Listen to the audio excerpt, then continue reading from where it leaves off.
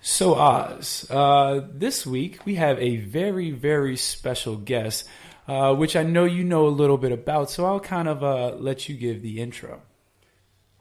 Well, actually, I will let you, but I will say I am super excited. I think this is going to be a pretty special one that we're going to do. So, with no further ado, we have Big B Statz YouTube phenom here with us today. Big B, how you doing? Big B. Good. How are you? Thank you for having me. Oh, no problem, man. It's the pleasure is all ours. Listen, you are a phenom on YouTube now. You just hit 2 million subscribers. How does that feel? In all honesty, it feels the same. When I hit 100 subscribers, I won't sugarcoat it, but I've always been I love milestones, but it's it's a bit surreal sometimes, especially when someone asks you like, okay, how many subscribers do you have? And it's like, I feel bad even sometimes saying like 2 million, which is kind of funny, but it feels good. It feels good. How long have you had your YouTube channel? So I think this year, if I'm not mistaken, in December, it will be 10 years I've actually had this particular channel. I did have a previous one. Like I had another channel. So I've been doing YouTube for quite a while. Yeah. Quite a while. So we can say that you're a vet in the game. Some would say. I would I am, I think, a little bit. We could even say you were with YouTube before YouTube was hot. I created YouTube. I'm just kidding. Hey, I like that. I like that right there. No. Well, for a question I have for you, is this like, so you said that you had some previous YouTube channels, but then you kind of settled and got a groove with this one. So does that speak at all of like never giving up, to keep processing until you find your niche? 100%. So when I started my first YouTube channel, henceforth why my YouTube now has a 2 at the end of the name. My first one didn't have a 2 because this was considered my second channel. And okay. I don't know if you guys know Gears of War. Have you ever played Gears of War at all? Or? Yeah. Yes, absolutely. So I was a massive fan of that. And I used to do a lot of glitches. So I would find glitches and then make tutorials on them. And then I kind of grew that first channel up from that till about 50,000 subscribers. And this was this was years ago. You couldn't even earn anything from YouTube. And then I lost that channel. And then, this channel I have now has 2 million. So it's kind of it was almost meant to be. I lost and it's 2 different audiences as well. So it's a bit tricky, but a bit, like fate almost. So there's some truth to what you said when you said you created YouTube. There's a little bit of truth in that. I would say so. No. Hey, look, it's okay. It's okay to pat yourself on the back a little bit. Big B, on this podcast, it's okay to let you shine. Okay, we're gonna give you the sun. Okay. Okay, thank you. Well, I'm a very humble person, so I don't. It's kind of. Well, no, that goes a long way. Okay, so I have to ask some controversial questions like, all right, what's up with cookies? Tell us more. Tell us a little bit about cookies. So I have a slight addiction to it. Chocolate chip, I'm assuming? Chocolate chip all the way. I love cookies. And then it was kind of like the food I ate in Minecraft. My character ate. So it just kind of became more of a attachment to my character and attachment to me as well because I love cookies. It's just something I love. Well, being a fan of chocolate chip cookies myself, I fully endorse that. Okay. Oh, thank you. That I expect nothing less. That's. And so I think I want to delve into, since we're on the topic of Minecraft, I think I really want to delve into this whole 10-year anniversary, which is a big deal.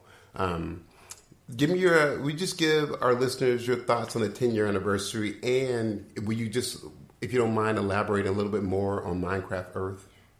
Yeah, for sure. So Minecraft's 10 years old now, which is amazing. Another happy birthday to them.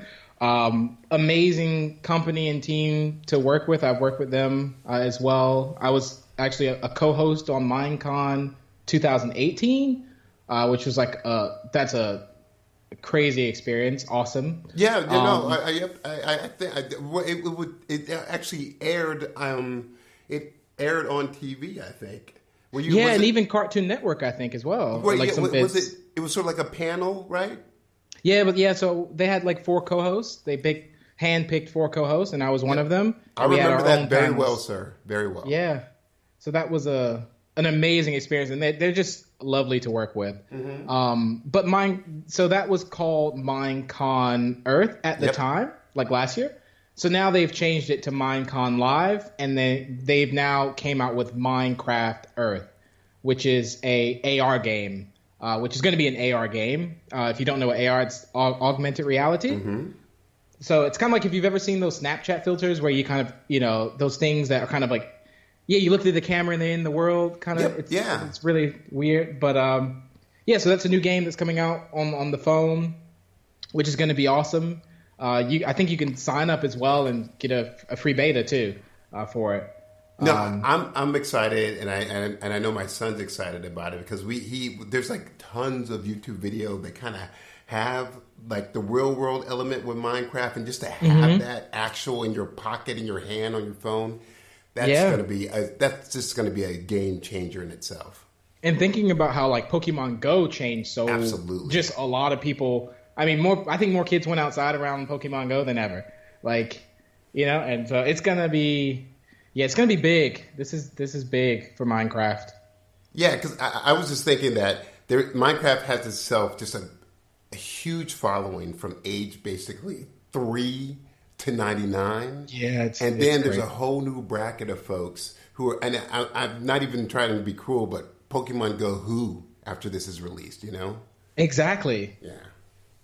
Yeah, it's crazy. It's going to be good. It's going to be big. Awesome. So let me ask you this about Minecraft. As someone who doesn't play Minecraft, because I don't play Minecraft, what is something about Minecraft that would intrigue someone like me who doesn't play to get invested in it? Ooh, good question.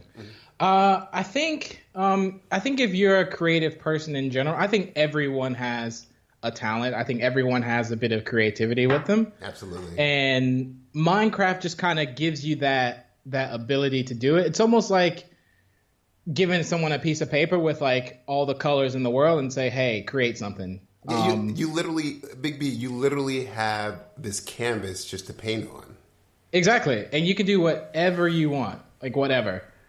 So I think, it's almost, you kind of inspire yourself when you start, doing things like that. Mm-hmm. You kind of shock yourself like, wow, this is kind of, cool, or maybe I can do this. And the next thing you know, you've been playing for like 3 years. No, absolutely. So I think the ability to just kind of create whatever you want, I think keeps it going for sure. And I think that would keep you invested in it for sure. I full on agree with all that, and I just see my son's like evolution with Minecraft and how he would get frustrated, like going, "I don't know how to make these command blocks. I want more. I want more lucky blocks." And then when he finally gets it, he's like, "Hey, Dad, take a look at this," and he created this like. Bruce Wayne would be jealous of the underground bat cave that my son made, and I was just going, you did this? So it's awesome just to see his mind evolve and just like, and I see it translate into other things in his real life too. So Minecraft has been a really good tool for people. Oh yeah, it's in schools as well. They have Minecraft education.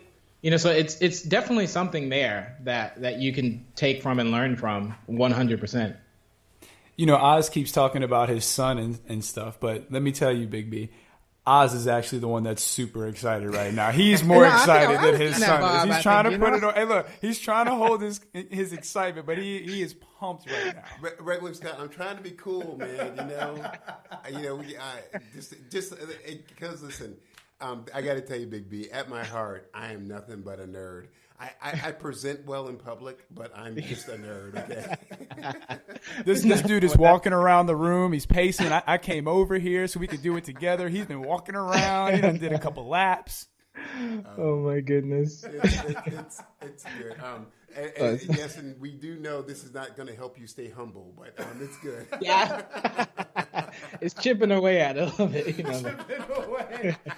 All right, well, look, before we get too deep into things, allow me to set the table. This is Take a Knee for Marvel vs. DC. I am your host, Regular Scott. I am here with my co-host. We got the comic connoisseur, the mighty Ozzy Killmonger. Ozzy, how you doing today? What is up, good people? What is up? And as you heard, we have the phenom himself. Yes, we're still chipping away at it. We got the phenom himself, Big B Statz, here with us on the podcast. Big B, plug anything you want to plug. Absolutely. All right. Well, YouTube channel, Big B Statz, Big B ST4TZ2. It's a little bit confusing. And Instagram as well, Twitter, same usernames, really, same handles. That's about it. And I got a comic book as well. Yeah. Big B's Cookie Adventures, which is super, super new, interesting, fun as well. And yeah. And where can people find that comic book? Mm-hmm. So you can actually go to bigbstats.com, okay, and you should be able to see it there. And also, if you check out Tunamac as well. And I also want to give another big shout out to Chris Walker, who helped out so much with this. It wouldn't have been possible without Wonderkins and them. But yeah, bigbstats.com, you can check it out there and get an issue of it. There's also a free preview of it as well if you want to check that out too. And yeah. Awesome. And you can follow us at Knee4Marvel-vs. DC on Twitter. And you can also email us at knee4marvel-vs. DC@gmail.com. You can subscribe, like on iTunes, Spreaker, Spotify, all platforms that have podcasts. And like Big B said, follow him on YouTube. He just hit 2 million subscribers. Thank you. That's amazing. Like that's a very big accomplishment, man. And to piggyback off that for all our listeners, this is not this overnight thing. Big B has been working on this for like a decade. Yeah, like true. This is not some fallen star thing. He's been working hard, and it's been a well-deserved 2 mil. 100%. Oh, thank you guys. I appreciate that. Yeah, no doubt. So let's talk about your comic a little bit more. What kind of? I know you said you had an obsession with cookies, and I think we all have, whether we want to admit it or not, an obsession with cookies or a specific type of cookie. I can admit it. So we can admit it. But so what made you want to do a comic on that, and kind of what's just an overall kind of the basic story of your comic? So what made me want to really do a comic? Well, I've always wanted to do something other than not just YouTube. Like YouTube is a dream job. I'll be honest. It's a hard job, 100%. And I say it's a job because it takes work as well. Mm-hmm. And it takes a lot of time too. And I've always wanted to, each year I try to do these little accomplishments or little things that are not YouTube related in a way. Like one year I was in a video game and, such thing. I can get into that later. Yep. So there was always a book on my mind. And to be honest, I never really thought of a comic book. I just kind of thought of a book because a lot of friends of mine were doing books. And I'm just like, oh, man, that's so cool. That's something maybe I want to do one day. But then I got approached about the comic book. Well, a friend of mine, Brandon Blackie Chan, he's also a YouTuber as well. He started a comic book. And I actually became he asked if I want to be like a character in it. So that's kind of how it all kind of got in front of me a bit. Like, oh, wow, this is cool. They're actually creating my character in this comic book and I'm actually a part of it. So then I kind of teamed up with them. And then almost a year later, that's how we got here now to my comic, which is Big B's Cookie Adventures, which is basically my character, and I have a friend who is called Lucky Nugget. It's like it's kind of like a plushie. Have you ever seen the Minecraft plushies at all? Yes. It's kind of like so I have one that I used to use on live streams a lot, and I call him Lucky Nugget because every time I had him on stream, I would always get pretty lucky and win all the games. So that's how that character. So the fans kind of love that character, and that's how it kind of came about all the time. And so, yeah. We got him involved in this comic, and there's also some other characters. I have a sister in here, Kimmy, and yeah, the story is just me kind of there's a like, kind of like an alternate world like called the Cookie Kingdom, and that's kind of where like there's just a lot of things going on, like mysteries and a lot of, I don't want to spoil too much of it, but no. This is like the world that pretty much the comic takes place in, is called the Cookie Kingdom. So it's just me, friends, adventures, a lot of fun stuff. And again, there's a free preview out, so if you want to check that out, they always can check that out as well. No, so well, along those lines, do you see this being an ongoing series, a 12-issue series, a mini? Do you just see this being ongoing, especially since you have all these alternate world and everything involved too? I think definitely a 12-issue series for sure. Definitely something. I know we'll have some issues coming out, new issues every month or so, I believe. Mm-hmm. And yeah, it's going to be interesting. This is all new for me as well, so it's very interesting to see how it's going. Learning a lot, whether that's with marketing and just how everything, it's amazing how you have these ideas and they kind of come to life as well. Yeah. So yeah, I mean, we'll see how it goes, but definitely, hopefully 12 issues for sure. And I heard you mention you were in a video game. You got to elaborate on that. All right, so one of I'm pretty much immortalized. Yeah. I just want to say that now, which I'm super happy about. This is something that I'm super humble about it as well. But this was like a lifetime achievement. Well, it's a major honor, but I didn't want to. I'll let you explain it. But it is a major honor, though. It is a huge honor. Like, this was unbelievable. So there's a game called. So anyway, growing up, I always wanted to make video games. Like that was my dream job. I wanted to, I wanted to make video games. And so, me being in a game, which was Minecraft Story Mode. Have you ever heard of it? Oh, yeah, absolutely. Yes. Yeah. So it was by Telltale Games, which Telltale Games is no longer. I'm upset about that, but it's okay. I'm very upset about that too. They had some really good games. They had good potential. I know they did. Yeah. So yeah, Minecraft Story Mode. I love the game. Massive fan of it. I played it. Went to an event. Met the writers and had a really good time. Had a really good chat with them. And a couple of my friends as well ended up being in the video game too. So it was like, wow, my friends are actually being in the video game.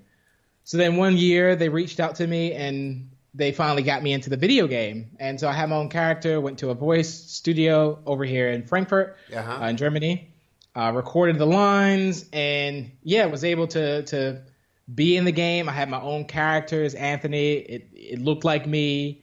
And it was just cool. And I did a playthrough on it, and it was almost like Inception, kind of, playing it, and then my characters. It was a weird, good experience, but yeah. And I'm sure it's surreal hearing your voice and seeing your image on there too. That has to be the most surreal thing ever. It is very, very surreal. Once again, we will be chipping away, man. No, yeah, the humble pie's almost gone. It's getting to crump. No, I'm kidding. No. Before this podcast is over, every day you will be saying, "Give me a cookie for your king." Okay. I'll be walking past the mirror like, "You the man. You the man." Hey, look, that's all. That's what we're trying to do. That's what we're trying to accomplish by the end of this show. Yeah, and also, sorry, I was also in another video game this year, which was Pixel Gun 3D. It's an app game. It's like a really cool Pixel Gun, yeah. Okay. And I was working with the developers, and they managed to create my own event, and I helped design some weapons. So I got like some cookie weapons in there that people could unlock. Oh yes. And had my own character, and that was also cool too, like designing weapons, and then they would show it to the team, and then they would make the weapon, and then it was cool. So those are the two big achievements that I'm very, very proud of. Well, I have to ask you this. So you're living over in Germany. You're doing a lot of stuff that's either for the States or for the international world. how is it? I mean, we'll dive into the other things like just like the cultural aspects and stuff. But how is it being able? I guess the internet makes things more accessible. But how is it being able to do your work and stuff, but still live in Germany? Do you feel like it's seamless, or do you feel like there's some translation lost, or does it all feel like it's just like I could be in LA, I could be in New York and do this too? 100%. Pretty much, as long as anywhere has good internet, I can do what I need to do. And you know, with the ability to, like, when I upload videos, I kind of upload them according to like your time zone, like American time zone. Right. So yeah, it's almost seamless. Like it doesn't, you know, I was doing the same thing when I was living back in the States, and yeah, I could be anywhere right now really and do it. So yeah, it's a bit tricky. No, that's good. And so, but along those lines, talk to our listeners and us.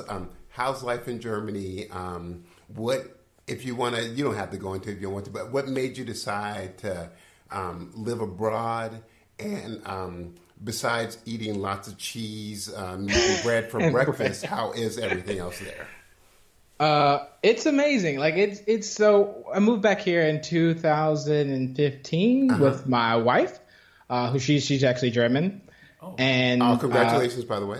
Thank you. And yeah, so we've been here ever since, and so I've been here almost 4 years. And yeah, it was besides the cheese, bread, and meat, it's. I mean, there's a lot of, like, when I first came here, it was like, okay, what are we eating for breakfast? And it was like bread, and I'm just like, really, like bread and cheese for breakfast? Like, I remember those. Yeah, it's just like, yes, really, it is bread and cheese. For but breakfast. Now I love it. It's a bit weird. Yeah, it's a bit. I'm definitely a bit Germanized as well. Like there's certain things that are done here that when I go back home to the States, where I'm from North Carolina, and I go back and I see things and it's like, wait, why is this done this way? You know, I don't know. It's definitely a cultural difference for sure.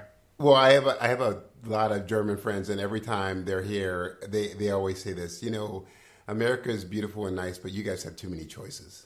Especially in the grocery stores. Especially in the grocery stores, you know? But I miss that, though. I miss that. That's one thing I miss. Like, when I go to a grocery store now in the U.S., it's like I'm in a museum of just food. It is. You know? You're literally like, we have 20 different types of toilet paper. Yeah, it is insane. Yeah. It's definitely way too many choices. Yeah. But as you said, I guess you're surrounded by just nothing but beauty with all the mountains and everything near you. Yeah, it's a beautiful country. I love it. I love it. I don't know if I would ever live back in the States. I love the States. I love the people. The people are, you know, one thing I do miss, what I will say is that, you know, in Germany, they're not so social as far as like, you know, random people they're not social really. They're kind of, they're nice people, but they can be cold. Like they can seem cold. They're just kind of on their own kind of way, you know. Like let's say they keep to themselves a lot. Yeah, they keep to themselves exactly. Yeah. So even just little things like walking past people, and you know, sometimes you do a little head nod, you know, just you know, all the time. You know, well, I used to all the time. Whenever I walk past someone, you just kind of recognize them. But then I would always do it when I got here, and nobody would like look back, and it was just like, you know, and it's not that they're unfriendly. It's just they're just kind of on their own kind of on their own way. Well, you know, it is literally, and not even in a bad way. It's just literally a different culture that's there. Yeah, you know? it is. And just from we always forget that as Americans. I love being an American, by the way, but we are still kind of like getting out of our diaper stage, where all the other countries have been like.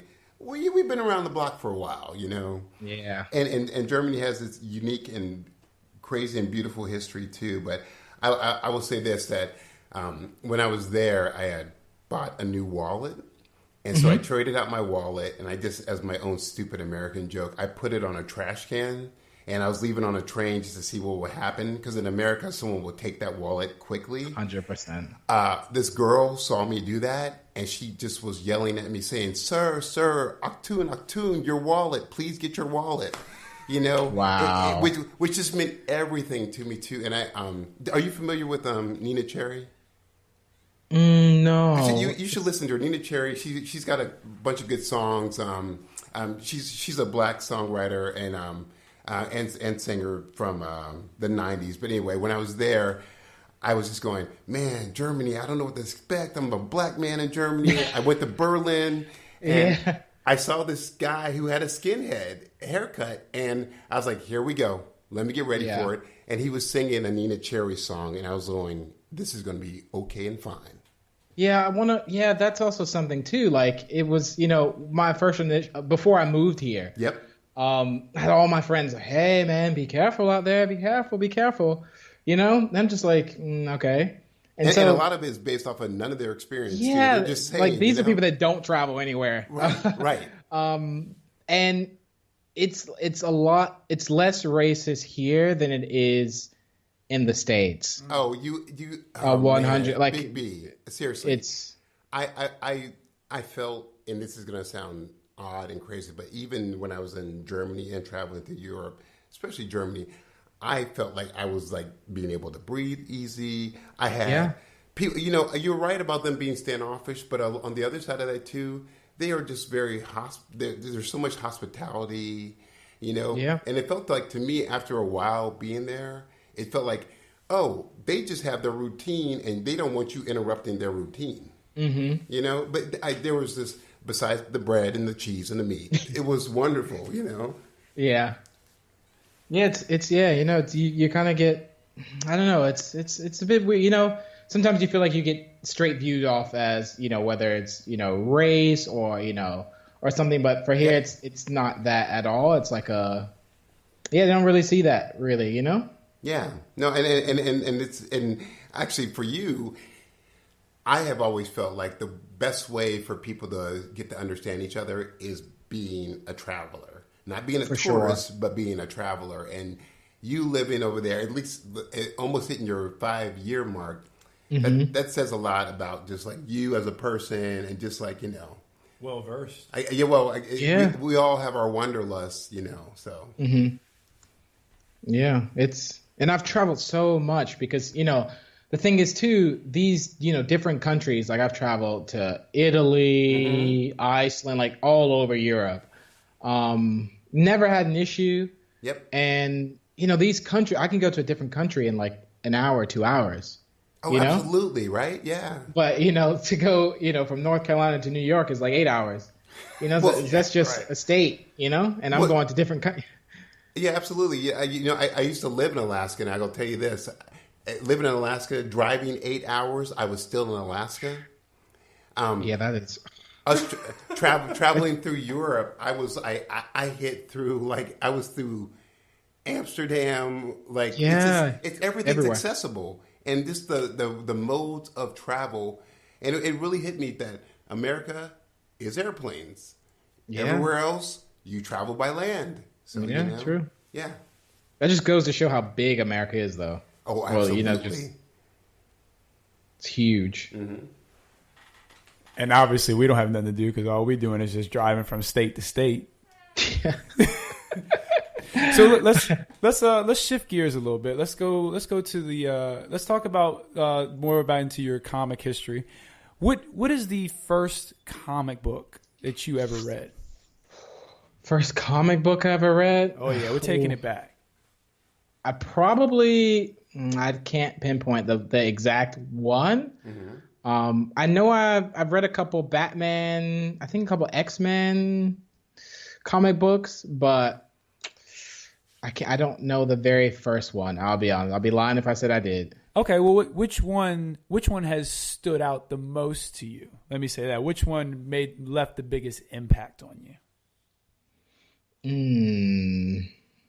I don't know if one really ever made a big impact on me. Okay. I was in the comics, but then I kind of shifted to more the anime kind of, Dragon Ball Z, and then trying to create my own comic. So comics were a gateway for you into this other stuff, though.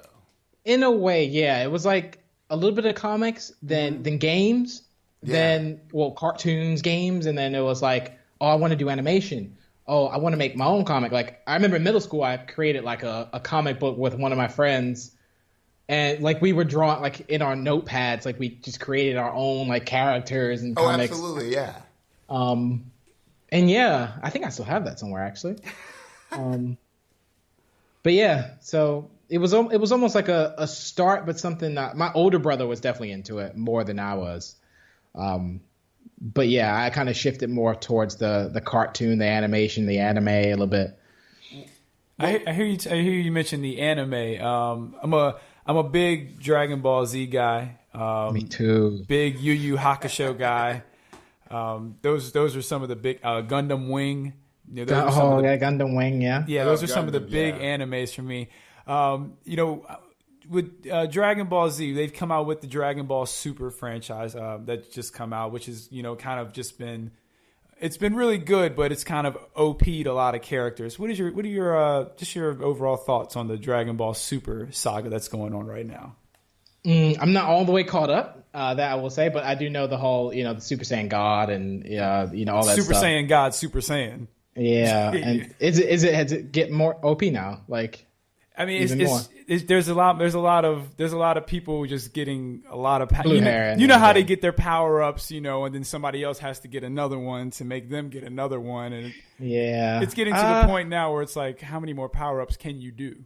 Well, I think if they don't do it, then they're kind of letting it. They're not letting it die, but I don't know. I mean, I like the good old days where it was just normal.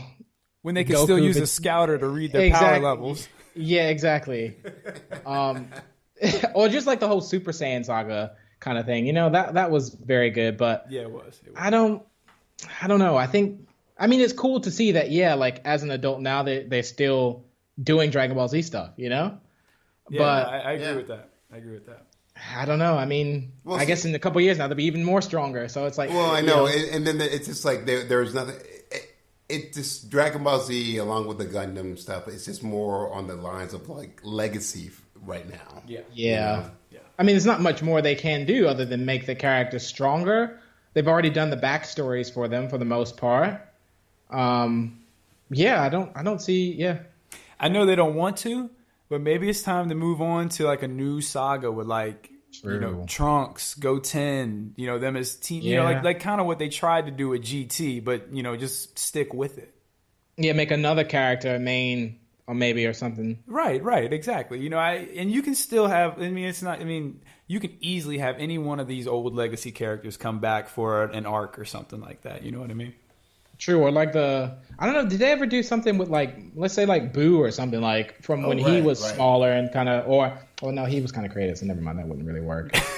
I mean, they have Boo now, and then they did Oob when in GT. Oh yeah, true. So and that's a good character they could bring back for a Super. I think would work well. Yeah, I mean, yeah, it could, but yeah, I still think they're gonna keep making the characters stronger and stronger. Yeah, I do too. There'll be a Super Saiyan God, Super Saiyan, Super Saiyan God, Super Saiyan, Super Saiyan. Yeah, because then if they make the character stronger, they have to make the villains like the main character. They have to make the villain stronger, and then it's like a never-ending cycle. That's pretty much how animes go, though. Well, it's winds up being a crazy Batman Joker repeated cycle. It's just weird. Yeah, I just. Now, so Big B. So, aside from the anime, talk about your earliest experience with cartoons and what really drew you into cartoons and stuff, and some of your favorites. Some of your favorites that got you into into the anime. What was the gateway from the cartoons to the anime for you? Definitely. Ooh, so like, I think this is a big statement here. I think 1990s had some of the best cartoons. I mean, that's just my personal opinion. That ain't no big statement. That's just facts. Oh no, hold on. That ain't no big statement. That's facts. See, Big B. Now facts, you cannot come off the gate saying that. And regular Scott, okay. Let's get some empirical evidence down here and let's go. Hey, this dude old and he mad. Wait, he old and he mad. Listen, I have earned my gray hairs. Okay. Okay? No, so I need for you both, and we have our guest here, so we have to be polite before I get extremely angry. You have to give some empirical evidence about the '90s. Go for it. I was so definitely some '90s 90 cartoons that I definitely loved and remember. Was have you ever seen? I think Static Shock was one. Oh, check.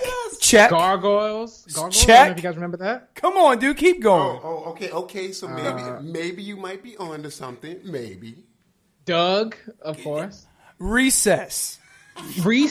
Oh my God, Recess. I mean, yes. is he serious? Like this isn't even going to be close. Low key Powerpuff Girls. I'm just gonna say it. I have no shame in it. I like Dexter's the show. Laboratory, Johnny Dexter's Bravo. Laboratory, yeah. Courage the Cowardly Dog, I think as well. I mean, come on, man. Ed, and Eddie. Ed, and Eddie. Pinky and the Brain. Oh my gosh. The Animaniacs. Rocko's Modern Life. I don't. You know what? When he said that to you, Big B, I don't think he really realized what he was saying. I told you he was real excited that you were on. Sailor Moon, for crying out loud. Come on, man. This isn't great. even close. Listen. X-Men. X-Men. Yeah. I'm coming out of an era of the Super Friends, and some good. So I'm sorry. Yeah, he's coming out of the era of Aquaman riding a couple dolphins like skis. So he wants to ride dolphins for skis. I don't judge. Hey, Aquaman, you do you, Aquaman. You do you. Okay. I mean, we all love the good Popeye one, but Man. I will need to bring out the defibrillator because that just hurt my heart terribly. Thank you. Wow. Even Rugrats. I mean, my God. I mean, that's yes. 99 was the best. Like Wild Thornberries. Uh-oh. Good. Thank you. Get him. All right. See, we needed a little shutdown. Regular Scott, the shutdown. There we go. Like Big B didn't even have words for it. He just said, he did kind of shut that one down. I don't know about that one. That's funny. Hey, you know what? Actually, that deserves a shot. Yeah, that one deserves a shot. Perfect. That was great. Because actually, while you're there, you mentioned the X-Men, and there was man, the '90s did have some good stuff, man. Freakazoid was also one. That was just good stuff. And that Gargoyles one, that's a classic, man. That is so classic. Well, the Gargoyle ones, I think people don't really understand, was they just like, kind of Disney is fun. But there were great storylines with that. Absolutely. They were, yeah. There were really good storylines. I would love to go back and watch them and see, really kind of take them in now. Like, and just see from the different perspective of it. Exactly. Yeah. Especially now that we're older and we can appreciate, the stories and, the characters a little bit more than back when we were younger, just being like, oh, look at him transform from stone. Yeah. You're just kind of watching it, not really taking it in. Exactly. Well, I don't think I want to do it because it might make me real sad if I have to delve into the storyline. Hey, Big B, watch this. Hey, Oz, name 5 really great 80s cartoons. Oh, seriously? He laughed too. I'm just kidding. No, you're not. It's okay. I had something in my throat there. So just to let you know, I was about to FedEx you a big box of chocolate chip cookies. And you know what? That might be on hold right now. Hey, come on. All right, you don't have to express ship it, but come on. Big B, no disrespect, but I might have to see what these international rates are. I might have to reconsider sending that. Look, I will say for sure. But I think a lot of stuff was a genesis for things because you had Super Friends, which became a good genesis for the updated. Which became a good genesis for Justice League and Justice League Unlimited. Absolutely. You had Titans, which was terrible animation, by the way, and really terrible stories. But that became great for Teen Titans. Not even Teen Titans Go, but Teen Titans is still brilliant to me. Mm-hmm. For sure. Yeah. So, I think everything, as we said before, is a stepping stone, and I may agree with you both that the '90s had some good stuff. He named 2. True. I was waiting on the other three, but now I don't want to miss out on my cookies, so I'm keeping quiet. Now, just for our listeners, I will have the other three once I do some researching for the next year, because the gentleman may have a point, and Ozzy might be conceding that Regular Scott has a point only because he's with Big B. That's it. Okay. I don't win many of these debates here, so. Yeah, I bet this feels good. It does feel good. Does it feel as good as us chipping away at that humble armor you got there? It's gone. It's gone. Hey, well, Regular Scott, I believe we've done our job. So we got a couple more questions for you. Then we're going to just talk about some current events. Hey, so actually, I'm going to assume that Endgame has made its way internationally. And have you seen Endgame? Or do you have any interest in seeing Endgame? I've seen it. I would love to see it again, actually. I've seen it once. Incredible. Okay. So it's fun. It's good to talk. Spoilers? Yeah. There's no more spoilers. Hey, look. Spoiler alert. Do your thing. Yeah. We've given you the go-ahead to do your spoilers. I loved it. I think it was incredible. I mean, there's not much more I can really... I thought it was good. It was a little bit, towards the end. It definitely caught me off guard with the Captain America thing. Right. But other than that, it was incredible. I thought it was really good. Well, so as we've discussed ourselves, we want to get your opinion on it. Best moments of Endgame, worst moments of Endgame. Oh, best moments of Endgame? I think definitely when Captain America was using Thor's hammer and, of course, when he was beating up Thanos. Oh, right. My God. Yes. That was amazing. Just beautifully choreographed as well. It was, yeah. That was probably one of the best moments to me. There was a lot of good moments, though. Mm-hmm. Even the Fat Thor was even funny. Oh, yeah. That I did not expect that. Well, I will say this, Big B, and I want our listeners to really pay attention to this because this is a serious moment. Whenever Fat Thor threatens you over Fortnite, you should really pay attention, let him win. Okay? Yeah, that was funny. And I just want to let everybody know that because if you have a Thunder God who's going to threaten you, you should take those threats very seriously. Okay? Okay. 100%. Thank you. Worst moment? Ooh, worst moment. That's a tough one because it was so. Not even worst. Just your moment of just being meh. I don't think I had really one of those moments, to be honest. Good. Which is kind of me thinking about it now. I don't think I had a moment where I was like, that's not, Yeah. Not that it was flawless, but do you have any moments like that? I do have one kind of plot point that that's been kind of bothering me, and I've got different people's opinions about it. So I'm gonna get yours as well. Why is it that Thor was able to defeat Thanos with a full Infinity Gauntlet by himself, but in Endgame, Cap, Thor with two hammers, and Iron Man, all three couldn't beat Thanos with no Infinity Gauntlet? Yeah, okay, I get exactly. Yeah, that's true. Yeah, so honestly thought they were going to kick his butt. That's what I thought. I thought they were going to pummel him. No, nothing. Yeah, he could fight. Yeah, but there's a thought process to this. Just hold on now. Just give me a little benefit of the doubt. How you gonna cut the guest off like that? You heard that man talking. No, go ahead, Big B. Finish your thought. That was so rude. No. I told you he's excited, man. I told you he's excited. No, it's fine. I was still waiting for the other three. I thought he was coming in with. No, I'm kidding. Hey, shots fired. I love it. Well, you know what? Well, Big B, since you're gonna be that way, I will give you one more Smurfs. Okay. All right, there it is. That's funny. No, but yeah. I didn't really have much to say on that point, but I get what you mean with that. I think he should have been a lot less stronger than he was. I think in that bit.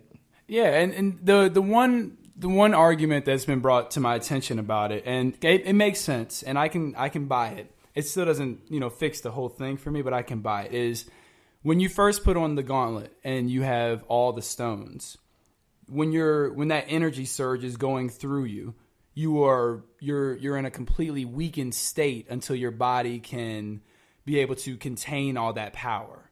Mm-hmm. So I guess it's saying that when Thor attacked was right after he put the gauntlet and the final time stone in. So he was very vulnerable.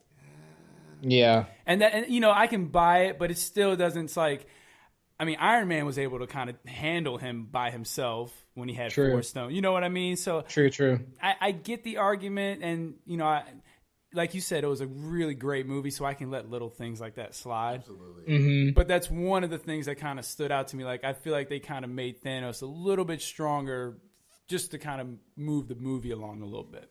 Well, true. Well, let me throw this out. Let me just throw this out just for giggles.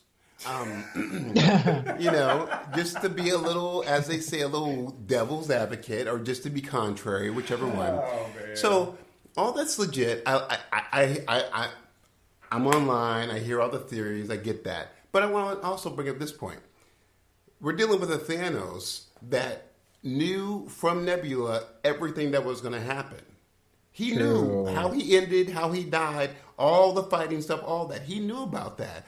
So at the very baseline, he is the ultimate tactician. So he knew that this was coming. And if you guys actually peep this, the creatures, the army that he had from Infinity War, he doubled all that in Endgame. We saw creatures we never even saw before in Endgame. Yeah, true. So he was ready for it.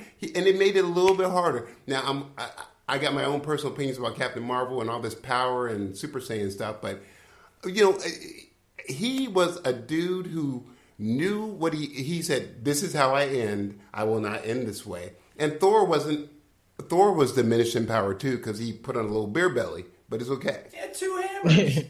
Yeah, he did have 2 hammers. He had 2 hammers. But he had 2 hammers and a beer belly. That, I'm just saying, that's a lot of weight to carry around, dude. That's true. That's true. This dude had a beer belly with a better 6-pack than most bodybuilders. Okay, I yeah, he get did, that. and a better beard than most. Yeah, come on, man. Like, this dude was in perfect shape with a beer gut. Yeah, that's true. Okay, You're actually right. Okay, he could be. We're talking about Asgardian Thor sumo wrestler, but still, it's fine. It's okay. Come on, man. I can't with you. So, where do you put Endgame among the MCU all time? Putting you on the spot. It's up there. Top 5. I'd say top 5. I'd say top 5. Okay. I'd say top 5. It's a bold statement, though. Strong statement. Would you give it top 5? Yeah. I'm giving it top 5. I think that Winter Soldier, Black Panther, Iron Man, and Guardians of the Galaxy. I think that kind of rounds out my personal top 5. Gotcha. Yeah, Guardians of the Galaxies 2, or just the whole kind of number 1. I think one? Just because it was for me, I didn't know a lot about them from the comics. Mm-hmm. So when I went and saw the movie, it was just a pleasant surprise. I mean, all the characters you get emotionally attached to, and it's a really good story, and it's really about it's one of the few times you have a team up where the story is actually about a team becoming a family. True. And it actually works. Yeah. It was funny too. It was hilarious. It was a fun the characters ride. just Yeah. And it was different. Star-Lord was hilarious. It was very different from the other movies that had come out prior to it. Well, that's because I think James Gunn is a very super talented director, and I think the cast was the perfect cast. Absolutely. Yeah, it was brilliant. So I want to piggyback, and we're going to go back in time just a little bit. So currently, for yourself, though, Big B, you're still doing Minecraft, but are you doing any other games online too? Yeah, so I do mainly child friendly, family friendly content. Yep. Yep. So I play a lot of Minecraft, which I'll do more of that as well. I had just got a new PC, so I couldn't run it on PC. I do Roblox. I don't know if you heard of Roblox before. I was not used to Roblox until my amazing son introduced me to the world of Minecraft and Roblox. Nice. Yeah. And a Pixel Gun 3D as well. I do that. And kind of sometimes any other game that I kind of, draws my attention or that I feel like my audience may like or they may suggest. Do you do Fortnite? I do Fortnite. So I have a second channel. Okay. And actually I have two other channels. So I have a second channel where I've only recently just started uploading like my Fortnite gameplay on it. And then I have another channel which is called Fortnite Films, and I upload kind of just like story, like I come up with these story-based, episodes of, Fortnite characters, kind of like movies, like short movies as well. That's awesome. Yeah, so yeah, I'm a massive Fortnite fan too. I love Fortnite as well. I tried Fortnite one time. I sat in the lobby for about 30, 45 minutes. All my friends were talking about how, some of my friends, but I'm a basketball coach. So a lot of the kids on my team, what time you getting home? Let's get on and play Fortnite tonight. I got this new upgrade. And all. So, I was like, all right, I'll get on and play with you guys one time. Waiting in the lobby 30 minutes or so. I don't know what I'm doing. I go out there. I'm out on the field for I just land off of the parachute or whatever they do, and I'm on the ground for 15 seconds, and then I'm dead. Oh man! Oh, it's ruthless, man. Yeah. And then I gotta wait another hour. Yeah, that's bad. Yeah. Well, you need to carry, man. You need me. I got you. Maybe next time I get on, I am gonna play with you because I don't know what I was running around and I'm trying to shoot, and all I had was I'm chopping stuff. That's sad, man. I'm sorry. I'm a 2K guy, so this is all, I like creating things, I like creating my players and stuff like that. I got you. So I do like the creative element. It's just, I think Fortnite was the wrong way to go for me. Yeah, Fortnite's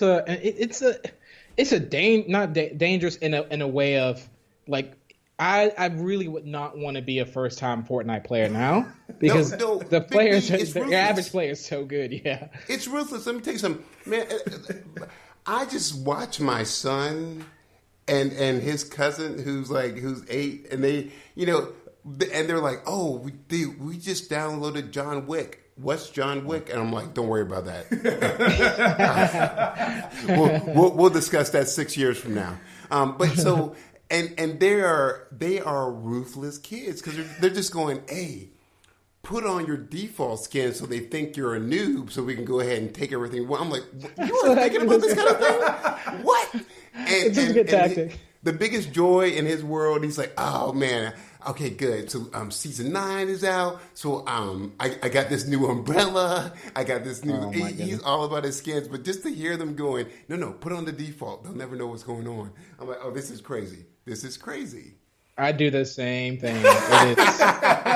It's a mind game. It works too. It is. They should call it Fortnite chess because it is. Seriously. It's crazy. 100%. I really not want to be a first time player on the game now.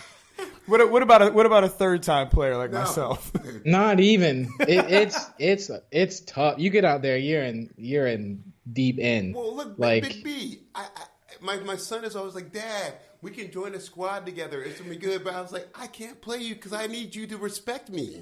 Yeah. I can't be going out with just my pickaxe. They'll be dancing on you and stuff. Yeah. I'm just saying. I was just confused that I didn't have a gun to start with. Yeah, see, you got it's tough. Hey, look, then I see this building being built 30 feet away, and I'm like, how did that get there? Exactly. It's a mechanical game. You really got to be into the building if you want to. There's a big skill gap in it. It's totally because you can't just go out there and say, I don't know how to build. I'm just gonna get my weapons because there are people who are just like my son. I watch him. He's building forts because you have rocket launchers that come and they're quad launchers, And as soon as the quad launchers come at him, he's building a fort around the whole time, and it's exploding. He's building around him the whole time. See, it's amazing, and he's actually waving to me right now. He wanted to make sure I said hello to you. Okay. Oh wow! Hello. he did. He just came up to the door. Was waving hard. All right, and so and Big B, if you could humor me, he did want me to ask you 2 questions. Okay, yeah, no worries. All right. So him and his cousin were playing, and his cousin has a fascination. So he says, one question he wants is, why doesn't Minecraft have more guns? And look, this is the same kid who was like, what's John Wick? Right, exactly. Yeah, so Minecraft will never have guns. Yes, thank you. That will never be that's a no-go for Minecraft. Yes, and I so appreciate that too, you know. Yeah. That's not no. They're like, you want guns, you better play Fortnite. As I remind the Big B, I go, you got arrows? You got swords. Arrows, yeah. You have a diamond sword. What more do you need, son? Yeah, you have a trident you can throw and it comes back to you. That's cool. Oh no, that's really cool. Oh, it's awesome. But he also built this. It's basically it's a medieval flamethrower. Ooh. You got Big B interested. It's amazing. He saw it online. He said, I gotta make that. And so it's a repeated flamethrower that throws like 7 volleys of flames. It was intense. I was like, you did that? Oh my goodness. It was amazing. Once again, to go back to Minecraft, it's just such an amazing tool though. It is. It really is. And to see anyone's expressions, a child expressions, like when they finally get something to work or it clicks, like they kind of accomplish something in it. It's cool to see. See the face light up, Yeah, exactly. Yeah. Okay. Now his second question though, I'll have to break the bad news about the guns. That's not bad news, by the way, guys. That's when do you think they will be able to add more dinosaurs to Minecraft? He says Minecraft would be awesome if they had more dinosaurs. Well, I can't even argue with that. I want dinosaurs too. I'm just speaking to them about this. So with things like this, I think they do things as like they have mashup packs, or they have which mashup packs will consist of a texture pack, music, and I think a world. And sometimes they'll have like a mashup pack where the mobs look like a dinosaur, so you kind of get the best of both worlds. Right. But the base of Minecraft will probably always be the same. I mean, they're adding new things to it now, but with the modding, you can pretty much do whatever you want, like and add to whatever you want. Absolutely, Minecraft. And I keep reminding him, I'm like, son, you made an Ender portal. You fought the Ender Dragon. These are life goals. Be happy. It doesn't get no cooler than that, Yeah.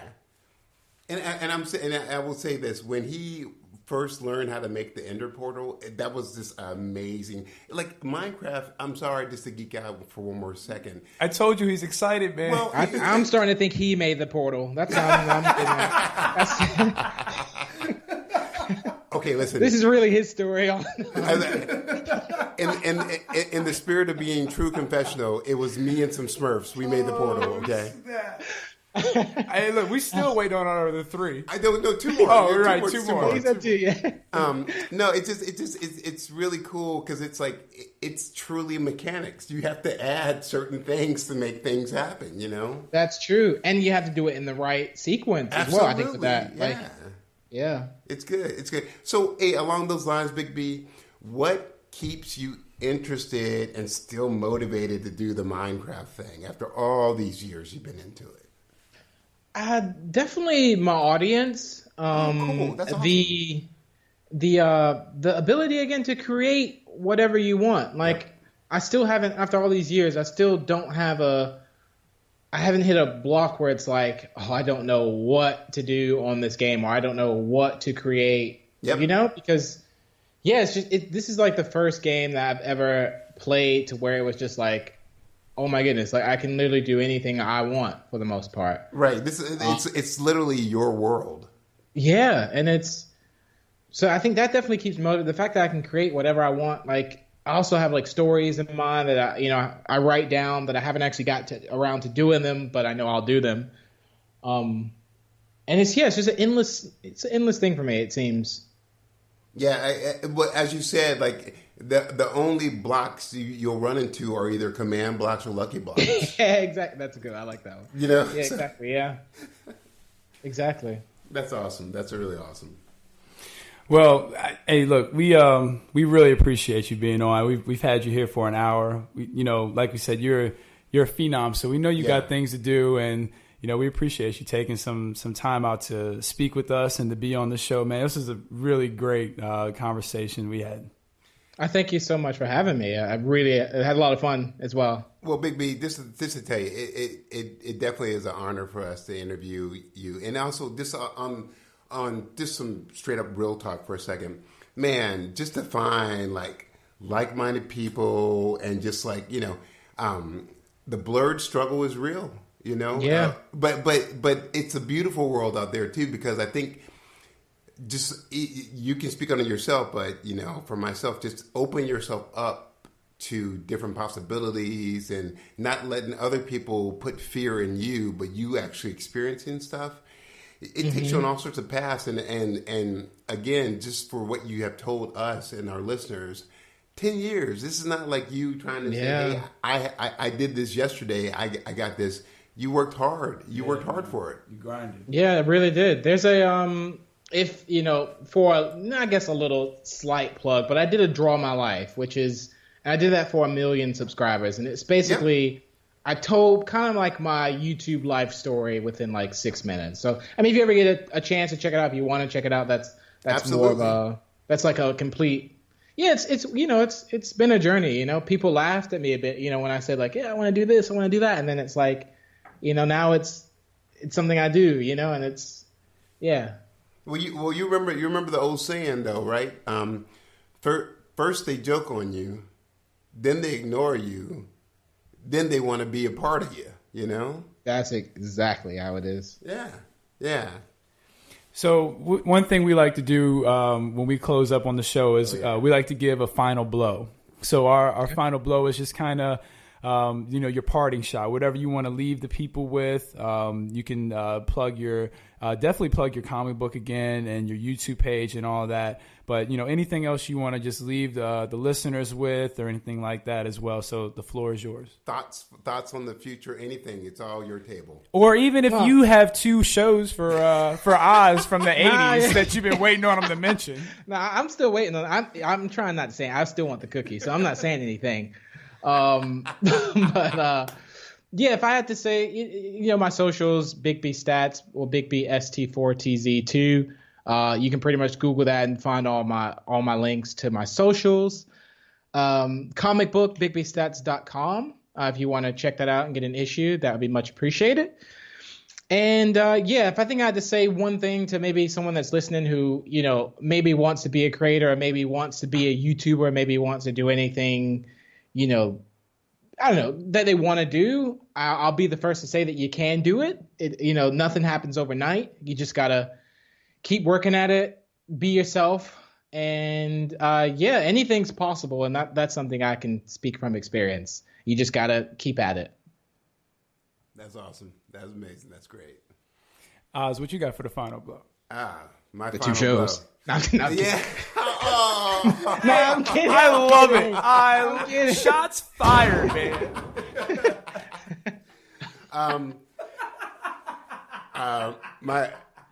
As I've been totally disrespected this whole show. My final blow is. This is great. If there's anybody in the 80s who can help me out with 2 really good shows, I would really hit us up on Instagram and on Twitter, please, because I need some help on this. Okay, thank you. My final blow. Please watch the Smurfs. No. Usually, as regular Scott doesn't hate it, but he tolerates it. If you guys haven't plugged into the DC universe. Get on the DC universe. It's a quick, easy reference to some amazing animation. This dude, man, I swear you have a job with them. No, listen. You plug them you mention them every week. Do you work for them? No, I don't. But I will just I say this as an old man who's graying out, who needs 2 more '80s references out there, please, everyone.